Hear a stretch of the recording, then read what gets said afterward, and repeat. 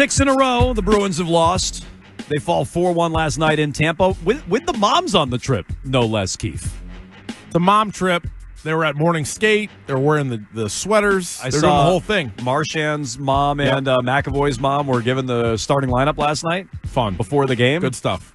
Didn't change much. Mom trip. 0-1 with the moms. Yeah, no, it didn't help. Not so hot. They have tomorrow the Florida Panthers coming up. Yeah, tomorrow afternoon. Oh. It's a 1 o'clock game, so it won't, Billy brought this up, it won't go up against any of the football. Bruins, wild card, nice little sports day tomorrow. There you go. Have a Saturday. College football playoff tonight. So the Bruins are struggling on the ice, as you saw. That first goal was just brutal last night. I mean, I was back and forth between the college football playoff, but I saw this. Pastrnak into the offensive zone on a power play, turns it over, break out the other way. Does it get to the point where they turn down power plays? Maybe. They got to be there soon. Maybe they should. I mean, that's not that far from what Rakoff Razor told us yesterday. He's like, when they're on the they're like, oh, no. So Pastrnak, offensive zone turnover. Lorai's just lost. So was it Sorelli who had the break? I forget. Mm-hmm. And he breaks out. He misses the net. Huge rebound off the backboard. Swayman's lost. Lorai's lost. Tampa pumps it in. They had another goal by the end of the second period. Yeah. Bruins make it 2-1 early in the third. Mm-hmm. Lorai scores. Empty netter, another goal after that, big melee at the end of the game, and the Bruins have lost 6 in a row and are, obviously trending in the wrong direction. So what are the reasons? Why could the Bruins be doing this? Maybe it's just an interim coach and the shot in the arm wore off after Jim Montgomery was fired and immediately hired by the St. Louis Blues. Maybe there's roster issues and Don Sweeney has to make trades, which we've surmised and talked through here on Jones and Keefe. But Scoops Keefe. Yes. With a tremendous, impeccable track record. True.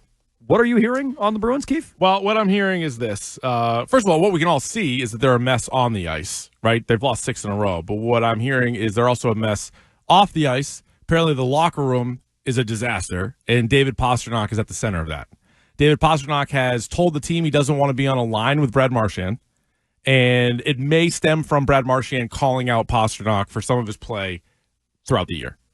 So Pastrnak, maybe your best player, 60-goal scorer, all that stuff. Also the main reason why it is a disaster inside the locker room. They won't play on a line together. Pastrnak does not want to play with Marchand. And they're not playing together. Well, no. Well, are they getting any power play time together? Good point. I think they may have done that. But this is what he is saying, and so I'm sure the coach doesn't have to do everything he says, but that's what he's saying. Shuffled the lines, correct. though. It's Pastrnak is, no longer playing with Marchand. It's Marchand and Coyle and Lindholm. Mm-hmm. And so wow. Yeah. He doesn't like that Marchand was a little mean to him. That's on brand for this team. Yeah. The coach is a little mean to you. Marchand's a little mean to you. But how I read that is, all right, Brad Marchand's the captain. Yep. He has seen plenty of times where Pastrnak has either, done something stupid in the defensive end or whatever else, and has probably called him out on it, and I'm guessing he doesn't like being called out. Well, he deserves to be called out for last night. Right. Again, offensive zone turnover on the power play, lazy, pointless turnover that leads to a shorthanded goal the other way, and instead of going up 1-0, you're down 1-0, and that's why you've lost 5 in a row. Maybe you could chalk it up as a player trying to do too much, or you could chalk it up to a player who just doesn't care. And so Marchand feels that way. If we're insinuating here, you're not reporting that. But Marchand feels a certain way about Pastrnak and how seriously he's taking things. Mm-hmm. He's called him out. Pastrnak doesn't like it. Pastrnak doesn't want to play on a line with Brad Marchand. Yeah, which you would think would be successful. You could argue both ways, right? You could say, hey, split those guys up, to your better players, and do that. And then, or there are times where, they would always, when you'd play them together and you'd hope to, whoever the center is on that line, you'd have really good success, but that hasn't been the case. So this isn't your report, but I'll word it this way. Okay, go ahead. Pastrnak and Marchand hate each other. And so that's what's going on in the locker room. Maybe. Part of the issue for the Bruins is that arguably your two best players, or, your captain and your best player, don't like each other, aren't seeing eye to eye. This, to me, if you want to soften it. When I first heard this, it just reminded me of 80% of NBA teams that can't get out of their own way, and you're like, oh, who's the problem? Oh, James Harden? Like, your best player? He's the problem? Or, Russell Westbrook's the problem? Like, your best player? Like, how do you fix that? Like, what do you do with that? Well, it does ring true in that the Bruins' best players are their problem, for sure. Yeah. Pasternak's not having a good year. Marchand, who I love, not having a good year. Swayman's having a disaster of a year. Yeah. McAvoy, bad year. So, who else am I missing? But then even the other guys, even the next level down, those guys are all having horrible years. Those guys, I would say across the board, aren't having good years, but it's not, maybe with the exception of Swayman, it's not crazy off their normal scoring output and things like that. But some of the other guys is just a mess. So how do they fix it? Scoopage on the Bruins from Scoops Keefe. It's not just bad on the ice; it's bad in the room, particularly between Pastrnak and Brad Marchand. So what do you do about it if you're the Bruins? Well, I don't know. I mean, you have an interim coach in place. I have one. You trade one of them? Yeah, you trade Marchand. So you embolden the guy who's probably wrong in this sense. I don't think Marchand's doing anything wrong. Yeah, but based on what I've heard, you embolden the guy who you're hitched to. You are hitched to. I mean, Pastrnak. Marchand is a free agent at the end. No one loves Marchand more than me. It's not possible. Yeah, but he's not overly productive. He's older. He is your captain. But doesn't Pastrnak then say, like, see, don't anybody ever tell me what to do? Okay, well then, are you trading Pastrnak? No, me neither. Like, I like Marchand, but I'm not an idiot. Pasternak's the better player. Yeah. And so Pastrnak, I want here long term. Or do you force them to play in a line together and say, figure it out? Figure it out. Your guys' success. You two get in a room together. You're in a room and figure it out. Yeah, right. Lock them in there. Nobody leaves with a firm handshake. Yeah, I and mean, an agreement between the two because they are your two best forwards. You're not wrong. I'm going soft on Pastrnak and maybe even emboldening him. I know. But, yeah, that's what I do. I trade Marchand. And I'm not even telling you get a lot, but, all right, it's your team now, Pasta. And then let's see how that looks. And if that doesn't work, then you really have big problems. I think that's not going to work. Then you're moving on. But, like, am I trading the guy who can score 50 goals? I know he's not on pace for it this year. No. Am I trading that guy? Hell no. No, I'm not. Sorry. No, and I love Marchand. But I'm not trading the guy who can give me 50 goals. I'm not doing that. He is on pace for 32. Okay. You know, like he is off his normal pace. He's right around a point per game guy this year. Pastrnak is. But it hasn't been great. And there are plenty of other times where you get annoyed with him, whether it's, turning the puck over or whatever else. By no means a perfect player. I think he is your best player. But plenty of issues.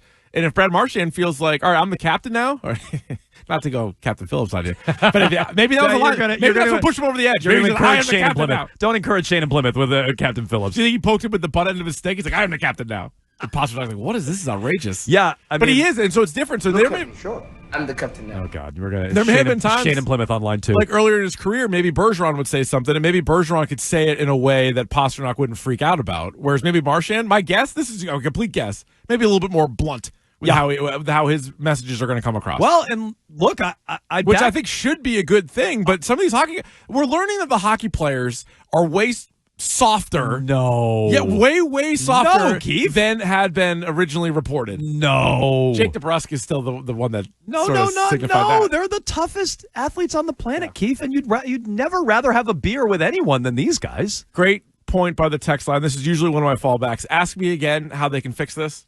How can they fix it? Pizza party. They need to throw a giant pizza party. It is the mom's trip. Maybe they can order a bunch of pies, bring them in 2-liter sodas. Nice. This could work. I brought this up to Danny Ainge when we interviewed him years ago and the Celtics were going through like a funk. Yeah. And I was like, have you considered a pizza party? And he didn't laugh. He legit didn't laugh. Nice. He's like, not a bad idea. Not a bad idea. He's like, people are always happy at a pizza party. Yep. Solo cups, 2-liter soda. I mean, you think Pastrnak and Marchand can possibly be holding paper plates, eating pizza, mad at each other? Impossible. Have some pizza. Pizza. How bad is it? It would really speak volumes if they were still mad at well, each no, other. then, like, you got the last slice of pepperoni. Then you know. Yeah, then it's like. Then you know. We can't all right. fix it. But you've tried everything. we have. If you throw a pizza party, you've tried everything. Like, guys, I'm out of ideas. Yeah. Don Sweeney, what do you do? Turned over every stone. Yeah. And yeah, guys, I used the break glass case of emergency. Did you do the pizza party? So, I did the pizza party. Let me ask you this: Jeremy Jacobs won't pay for a pizza party. That's the problem. He's not going to do that. No, he's not. I got to foot the bill for this. No, yes. Little Nero, sir. I have your pizza. Leave it on the doorstep and get the hell out of here. That's true. He was not having a good time. No. But is there any chance we kind of talked about when Jim Montgomery saw the end was near? That's when he benched Pastrnak. That's when he grabbed Marchand on the bench. That's when he kind of was like, all right, if I'm going down, I'm going down swinging. Yep.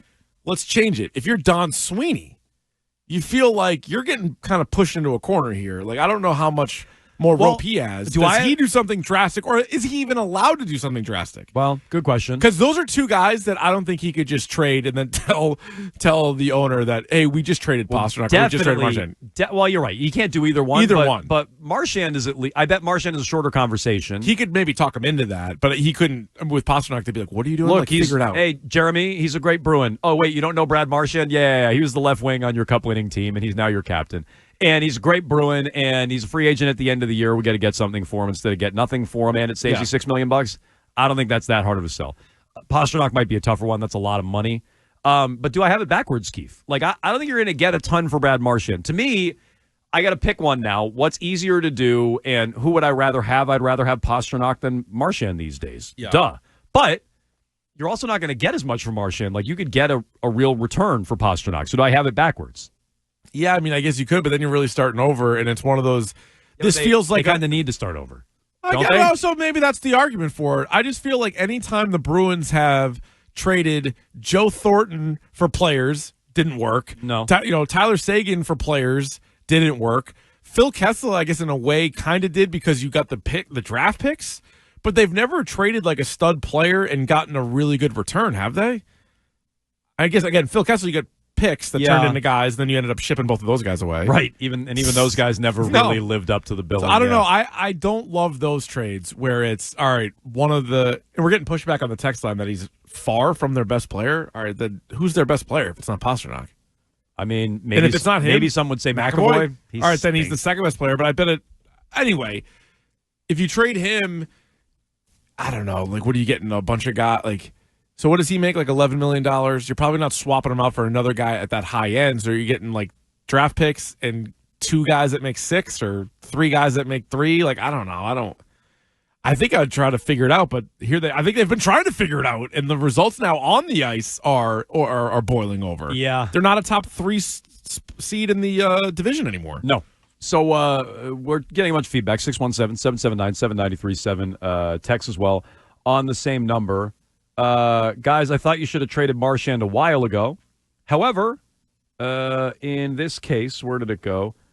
What do you got? Well, the whole text line just moved. They're flying in. More of them. I thought we should have traded Marchand a while ago. However, in this case, I haven't liked Pastrnak. I think you trade him like you would James Harden. There it is. Like, to me, got it. People are more down on Pastrnak even at the beginning of the year than I anticipated. Well, and you're right about this. Yeah. If I'm trading Marchand, it is empowering and emboldening Pastrnak to just say and do what he wants. I'm not playing on a line with this guy.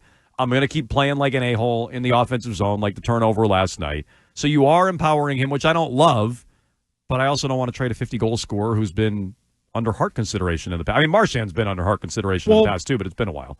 Yeah, but not only that. I mean, Pastrnak is 28 and Marchand is 36. So that's not really that's a no-brainer. And let me be consistent. Like, I blamed Chara and Bergeron for a lot of stuff going on in the room. Neither one was my favorite. So you got to say the same thing about Marchand. Does it feel like you have a good leadership structure right now within the team? Is Marchand really cut out for the captain? Doesn't seem like it. I mean, you already got a coach fired. Correct. You know what I'm saying? Like, that's like how's your track record as captain? Well, 20 games in when they fired the coach, and then we had a decent streak when we were playing bad teams, and now we're right back in the crapper. They did not great. They did go around further without Bergeron last year, and Marchand as the captain. They did the year prior, but this isn't going so well for my guy Marchand. Yeah. So for people just tuning in, Keefe, if they missed it, give us the Bruins scoop one more time. Basically, the dressing room is it's not a hockey locker parlance. room. I misspoke earlier when I said locker room. It's the dressing room. The dressing room is a mess. David Pastrnak is at the center of it. Pastrnak doesn't want to play in a line with Marchand, and it could stem from Marchand being maybe critical of David Pasternak's play this year. So you have the 2 best players calling each other out. Now one doesn't want to play with the other one, and I'm sure that's a good trickle-down effect to the rest of the guys that are in there too. And then just on the ice, we can see it. They're a mess. You got to line up. Are you behind Marshy or are you behind Pastrnak? You got to pick sides. Sides are drawn. The whole locker room's a mess. It makes sense. They're playing like a team that has real inner turmoil. Well, if the players were the same, and it's just based on what we're hearing and what we're saying, then you would obviously pick Marchand. But you and I are both talent over chemistry guys, correct, which doesn't always work out. No. But you really got to start with the talent and then kind of figure out the rest of it. I mean, I guess I would side overall with Pastrnak, but I'm not saying what he's doing is the right way of going about it. Yeah. So, again, Marchand was a little mean to Pasta.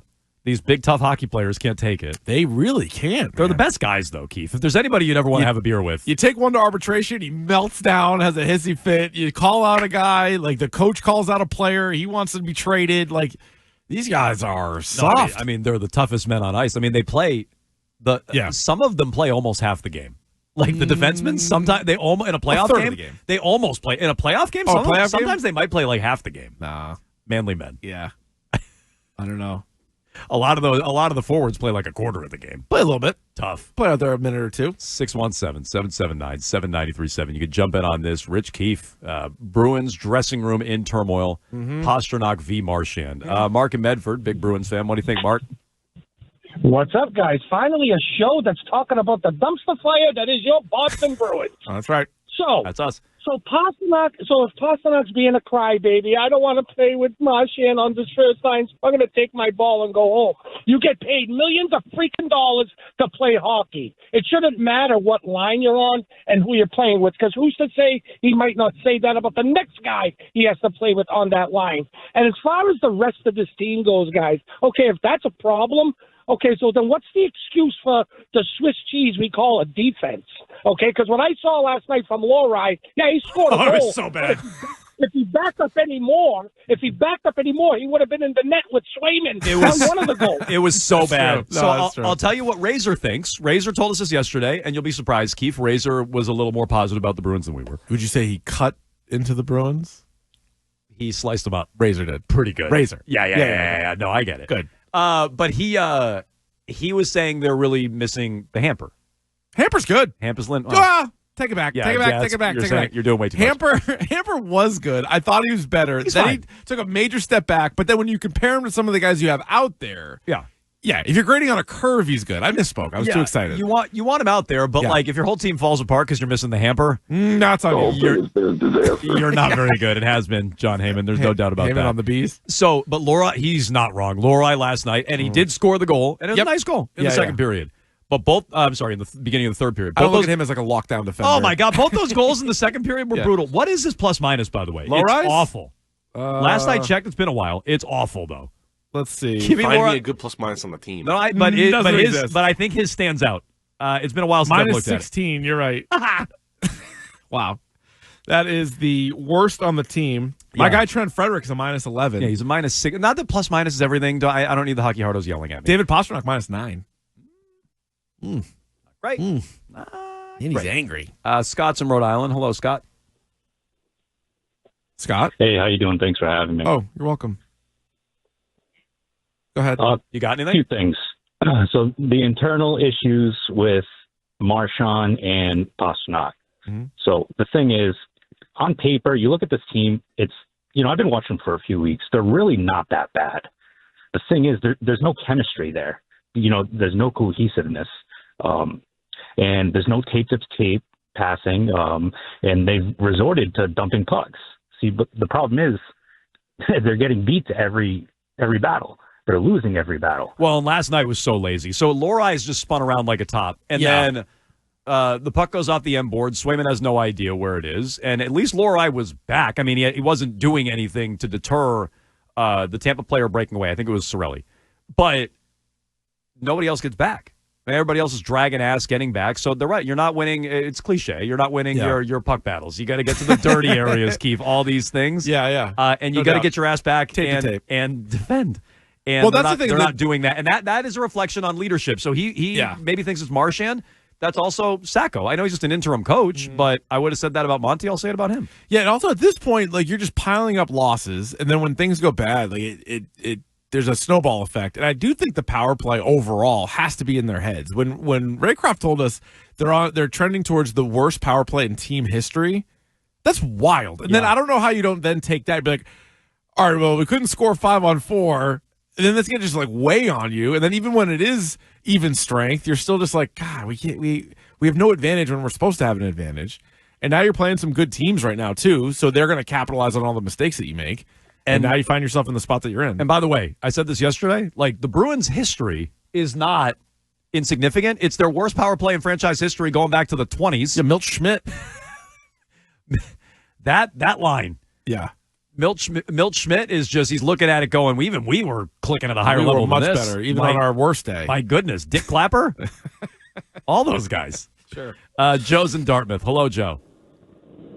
Hey, how's it going, guys? Pretty Thanks great. for taking the call. Yep. Love the show. Thank you. Love the show. I just want to talk about, one, I don't know how McAvoy's skating so much this year. That's my first point. I feel like he's been horrible.